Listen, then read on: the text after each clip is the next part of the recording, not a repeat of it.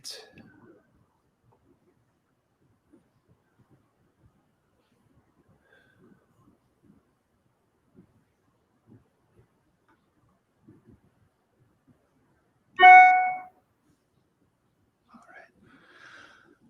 Welcome to our live webinar today. Today we're interviewing GT4 Series driver Mia Flewitt. She is the British 2020 GT4 Pro-Am champion, along with her co-driver Ewan Hankey. And today she is joining us for an interview. And we'll see some pictures of Mia here driving that number 21. A lot of rain in UK at times this past season. But she came out on top with the program, as you can see her here with her co-driver. And then on the podium here, celebrating their championship. So let's go back and chat with Mia Flewitt. Let me get this off my screen. There we go. Hey, Mia, welcome. Hey, Jason, how are you? Good. Thanks for joining us today and chatting about your career and Doculife and racing in general. So what made you decide to be a racing driver overall and start your career?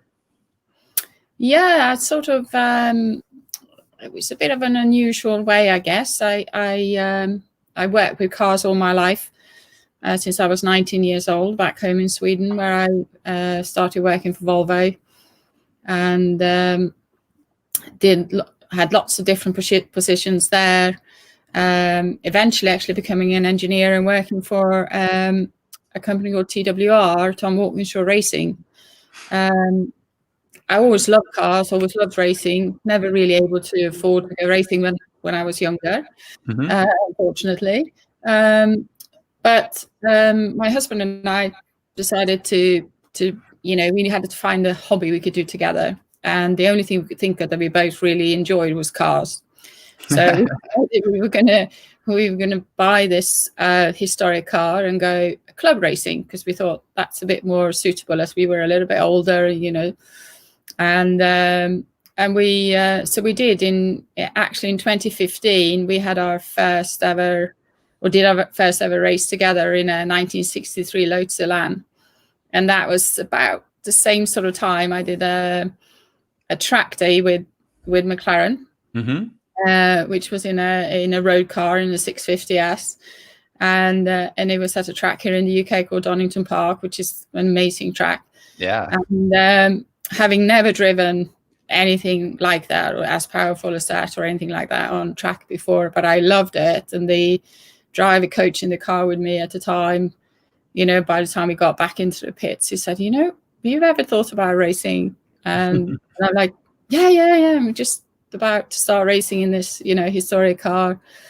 And he said, no, I mean proper racing. And I said, why do you say that? And he said, well, I can feel that you kind of get it, that you have this feel for what the car is about to do before it does it. And he said, that's always a good thing. And then he said, you're also a little bit mad, and that helps too. So, so it was like, so we ended up having like a real giggle, and but it spurred me on a little bit. So I decided to do like a performance academy course with McLaren, which I did in a road car with the same driver coach, and it just went from there. And I just then ended up doing the same sort of thing, but in a track car. Ended up driving McLarens a lot at different McLaren events, sometimes taking people for hot laps, etc. Ended up driving, both road cars and track cars. And then when McLaren decided they were going to develop a GT4 car, I actually drove that car very early on when it was still being developed, and thought this is fun, but it still felt like it didn't actually have as much power as the road cars I'd been driving, some of the track cars I've been driving. So I'm like, okay.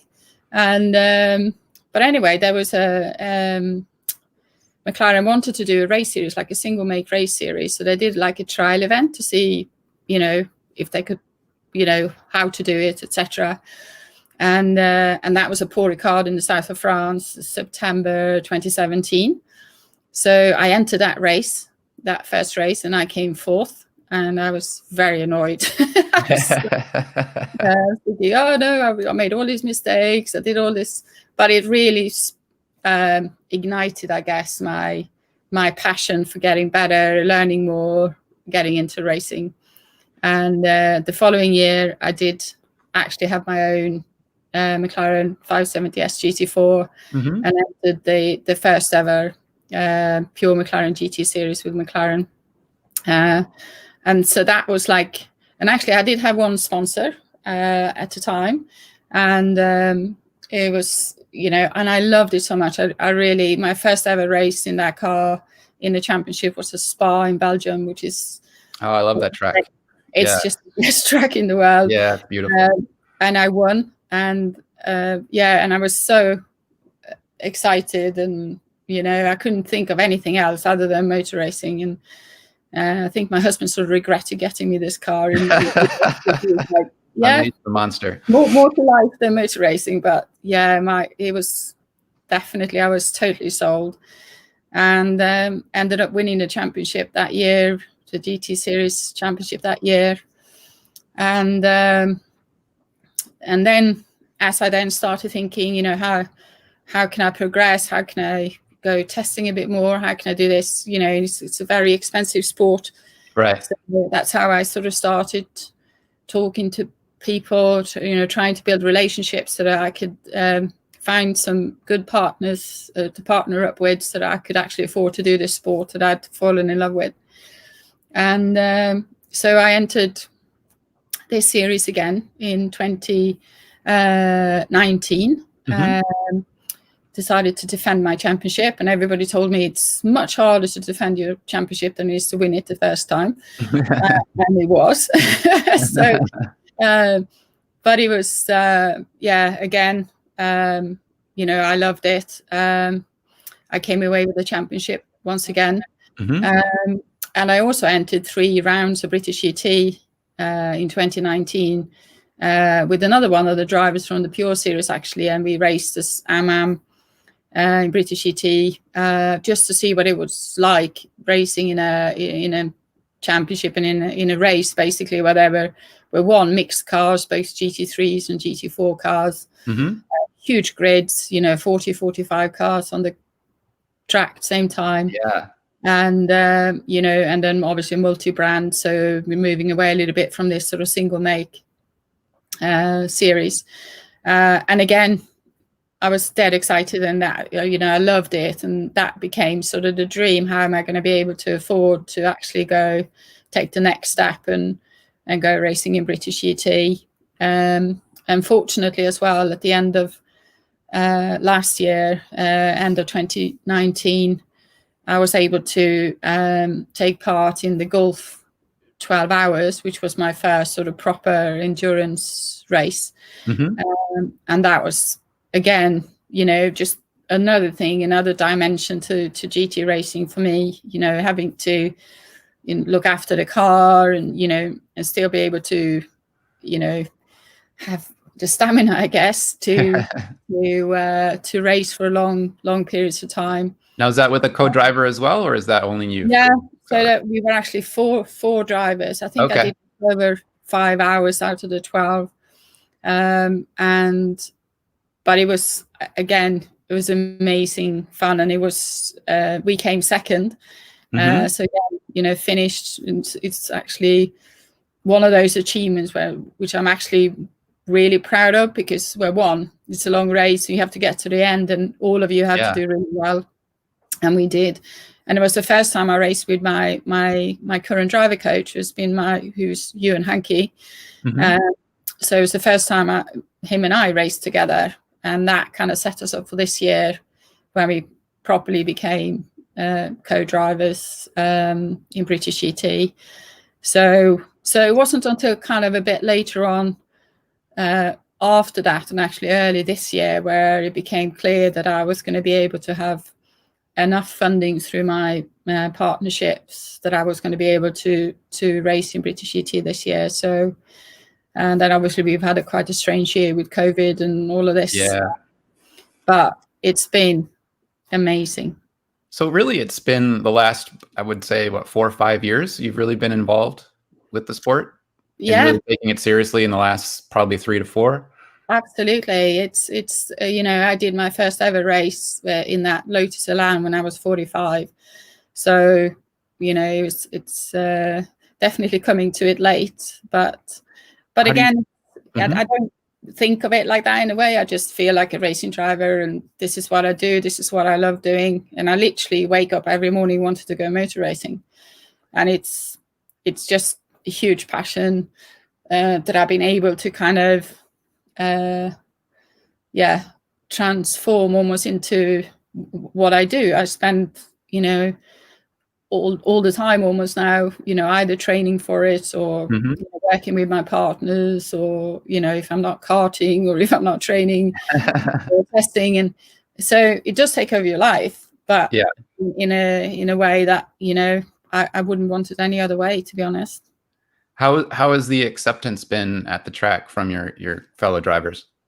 I think really good, to be honest. I've never had any issues. I think actually people kind of, you know, because we have to all respect each other on race tracks, because obviously we have to, you know, it's could be a dangerous sport if we, you Yes. know, we didn't, sort of thing. So, so all this, you know, I don't think it matters so much. You know, I think, well, obviously you need to be fairly fit. You need to be, you know, you have to have, I think, a certain personality to be good at this, because it does Mhm. require you know, some extent of bravery, and you know, there's a mix of bravery, talent, you know, experience, and all of these sort of things. And probably the thing I've got the least of is experience, because, you know, I race against lots of people who have raced for many years. They might only be 20, Right. but they might have already raced for 15 years. So they have, you know, experience that I haven't got. So I learn, and I you know, I fully respect them for what they do, and I think they respect me for what I'm trying to do as well. Right. So has this competitive thread that that you've got, has that run through your entire life into other areas as well, that now it's just sort of being transferred over to racing? What other things have you done in your life that you've really noticed that you've got this competitive nature about you? Well, I think, yeah, throughout my life, if you ask anybody in my family, they'll tell you it doesn't matter what it is. It's like, I've always been competitive. I always want to win, you know, Mhm. whatever it is I do. But I'm also very good at learning, you know, and I you know, I realize I have a lot of learning left to do in this sport that I'm in now.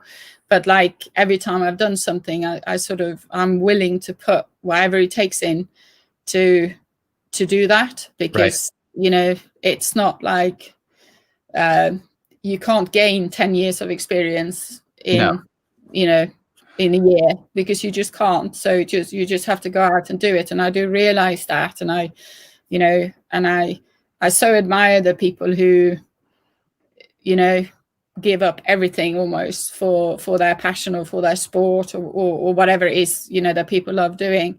Right.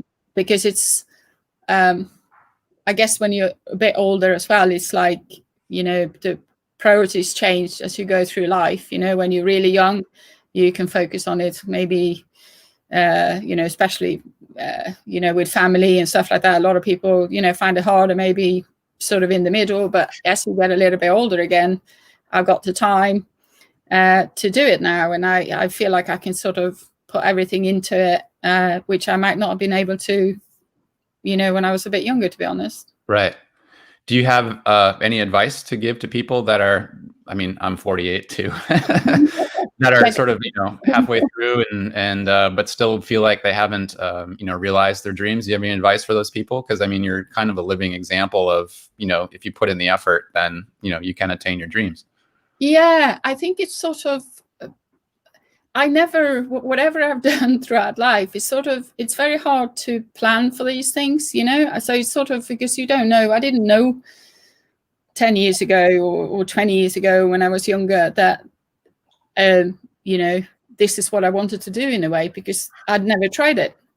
So it's sort of it's when you get that opportunity to do something, whatever it is that you do, and you go like, oh, I love this. This is so exciting. It's like, don't be worried that that, oh, I shouldn't be doing this because I'm this. I'm not. I'm too old, or I'm too this, or I'm too young, or whatever it is, or I'm not the right gender, or whatever. Mm-hmm. Because I think it's sort of more, if you're passionate about something, it's more likely you're going to be good at it, and then if you build on that, then I've been lucky, as I said, that I've formed really good relationships with people, and I have a good relationship with all my partners. I don't have a manager. Flewitt Racing Limited is me. Mm-hmm. So I do everything myself, and I think that's really worked for me. I know that doesn't work for everybody, but that works really well for me because I am that kind of person. I'm very driven. Mm-hmm. Always looking for the next thing. How can I improve? How can I get better?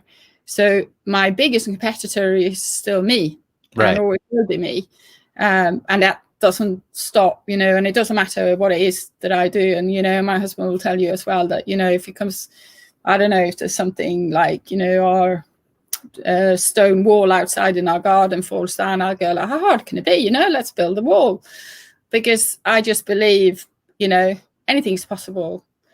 So I think it's sort of just, people should believe in themselves and believe that they can actually do more than they can. Because if somebody told me even 5 years ago I would be racing a British GT, I would actually be a British GT Pro-Am champion, then no way I would have believed them. So yeah.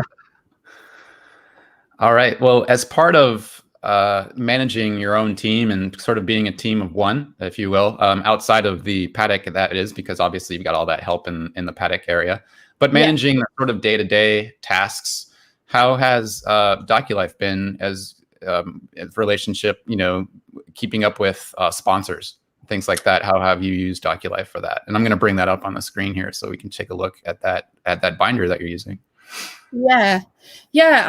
We've found this a really good way. I try and communicate with my partners as much as possible, because I just think I don't want it to be just about putting a logo on the car or something like that. I want it to be an interactive relationship where it's easy.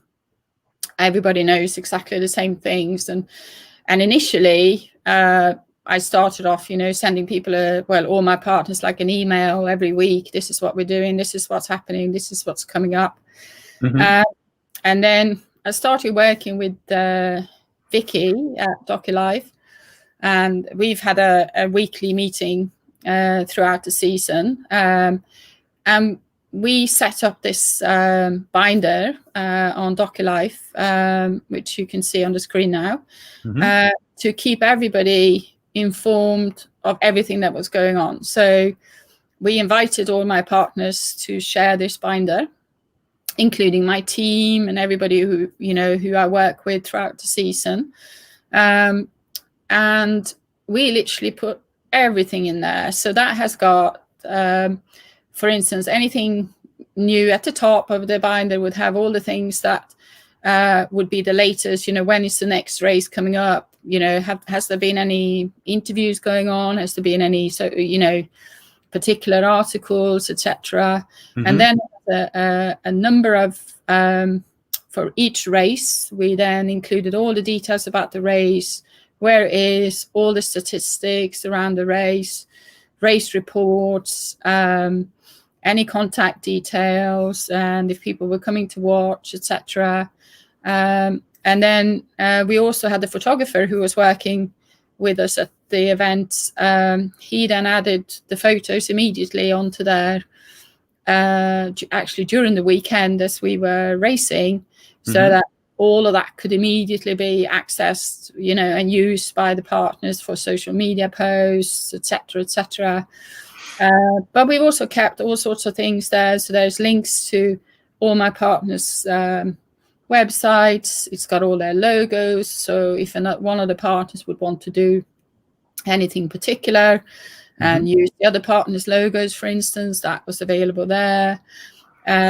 media coverage, including videos or YouTube clips, all those, lots of, as I say, race reports from each race, and just contact links to everybody on there.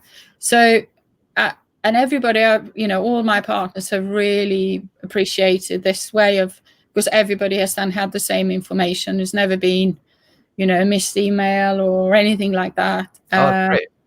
So, and it's all there, and it's all available. Yeah. So I think I actually had a phone conference yesterday with one of my other partners, Race for RP. And again, they said how useful they found this, to always, they could, especially we're in different parts of the world, like we are now, you and I, you're on one continent, I'm on another, but everything it's happening, as soon as it's available, information available, I'd upload it to this binder on Doculife, and anybody could see. So, when you wake up in the morning in America, you can see if something's been going on here. And so I think it's been a really, really useful tool. Yes, there's quite a lot in here. I've got a lot of the sections collapsed here just so that I can scroll. Yeah, scroll to the page, but these all have content in them as well. And all of the photos from each event and everything are all here as well. Just trying to save vertical scrolling for people. As you can see, they all pop in as soon as I expand that particular section. And then, as you alluded to earlier in our discussion, you had started out with a Lotus Elan car, and you are also using Doculife to document that car and some of the other restorations you're involved in. Yes. Yeah. So we have, my husband and I share a few historic cars, some road cars, some race cars.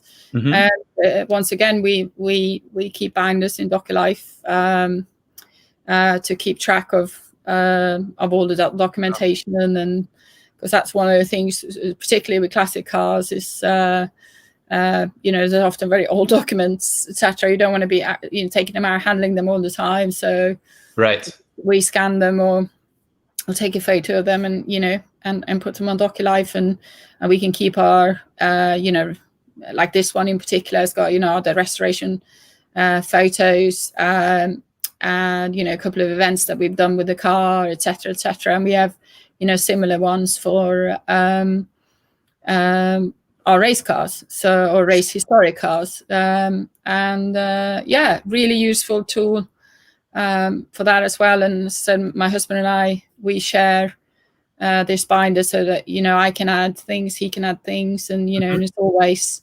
and I guess that's one of the things as well, going back to the partners or the sponsors hub as well that we've been using, that one of the things that we can do obviously on Doculife is collaborate. So we can talk, we can basically chat about that particular binder, or even about a particular document in that binder. So that's been really useful as well, that somebody can sort of immediately just post on there, if they've got a question or a comment on anything on there, and then everybody who follows it can see the answers, so that we don't have to constantly keep sending emails backwards and forwards. So yeah, been really, really useful. Excellent. Yeah, it looks great, and I know I've had to access your sponsor binder to create our social posts about your wins on the weekend and whatnot. And it's been super handy, and it's just right there, just to download whatever we need. Yeah. And, it looks like you've got over 20 people, contributors added to this binder. So that's great to be able to distribute all this information from one central place. Yeah, that's worked really, really well. Excellent. So what are your plans for the upcoming season next year? Well, I'm very much keeping my fingers crossed that I will be able to be back in British GT, but hopefully in a GT3 car. That would be my stepping up. So So I keep, this is the competitive nature of me. Mm-hmm. Again, it's like I won't give up on that dream until it's not possible. So so that there's not a very long time now, because obviously our season finished late compared, normally finishes in September, and you got until March, April to kind of get everything sorted for next season. But because our season is just finished, right, and we still, our new season will still start normal time, so we've only got a few months to sort everything out with partners, etc. And I've my partners this year, I got to say, all my partners have been amazing, absolutely outstanding, and so involved, and so engaged in everything, been very active on social media. It's really been a fun season, just actually sharing it with and they're all different, they do different things, and all the partners are in different areas of business, and but still we've all sort of come together. And one of the things, like we said, like we've done, you can probably see me wearing these. We did a range of merchandise which is in aid of one of my partners, a charity, Race for RP. Mm-hmm.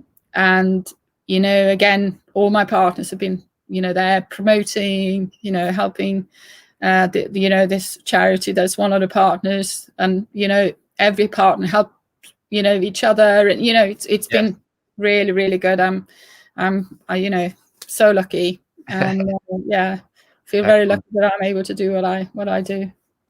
Well, I have to say, you're definitely an inspiration to us all to say that, hey, it's never too late to follow your dreams, no matter what age you are, and age is literally just a number. Yes, exactly. I don't think that every morning when I wake up, but after 5 minutes, I'm fine. Yeah. Yeah. Well, thank you so much for joining us today, talking about your race career, talking about Doculife and how that's helped you along this past season. And we look forward to seeing more of you in the future, doing in GT3, hopefully. Oh, I hope so. Yeah, me too. Thank you very much, Jason. All right. Thank you so much, Mia. And we'll chat soon. All right. Take care. Okay. Bye-bye. Bye.